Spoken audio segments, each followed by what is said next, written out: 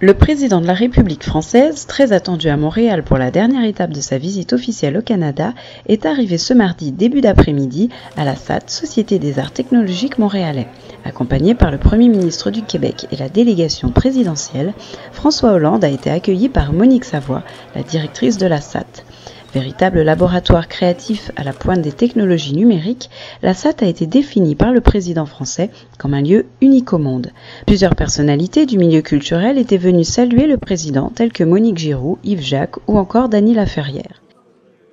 François Hollande a insisté sur la volonté de la France et du Québec de faire du numérique un domaine d'excellence et un outil de rayonnement de la culture et du savoir. Le président et le Premier ministre québécois se sont ensuite rendus au Westin de Montréal pour rencontrer les jeunes entrepreneurs du Québec.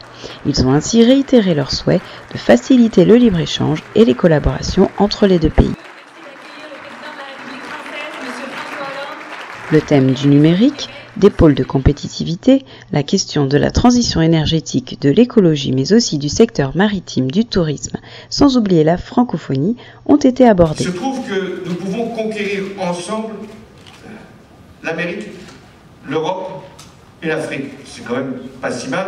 Pour l'Asie, nous y travaillerons aussi, mais nous avons cette capacité. Ce témoignage d'amitié a été appuyé par le Premier ministre Couillard.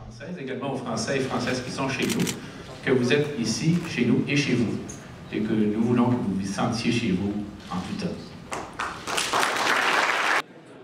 Pour les 40 entrepreneurs français qui accompagnaient le président lors de son séjour, une véritable opportunité. On a noué des contacts importants avec des entrepreneurs aussi ici au Canada et on a déjà des projets sur lesquels on a de belles perspectives, en tout cas de développement ensemble. Le passeport talent, pour ce qui concerne les chefs d'entreprise, les créateurs, les artistes, on met en place un passeport spécial qui permet d'éviter toute une série de formalités et on pense que ça va simplifier quand même les échanges. Voilà. En fin de journée, le chef d'État était attendu par la communauté française de Montréal et prononçait un discours rassembleur avant de remettre la Légion d'honneur à l'ancien combattant Pierre Stival. Il salue ainsi la communauté française qui diffuse son savoir-faire et sa langue au Québec. À la fois jeune et en même temps enracinée, et elle est au service de la France et de la francophonie. C'est une communauté qui est très attachée au Québec et très attachée à ce que le Québec représente pour la France. Et c'est une communauté en plus qui est très utile à la France parce qu'elle permet un courant d'échange, un courant de confiance qui est au service de l'économie française.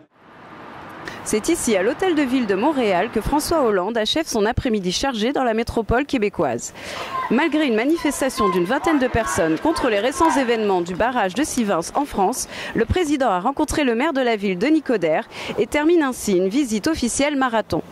Après des rencontres avec le milieu culturel, le monde des affaires et la communauté française, la délégation repart vers l'Hexagone avec des projets prometteurs pour la coopération franco-québécoise. Un reportage de Sarah Laou, Rosanne Nicole, Maëlle Bénard et Nathalie Simon-Claire pour l'Outarde Libéré, Montréal.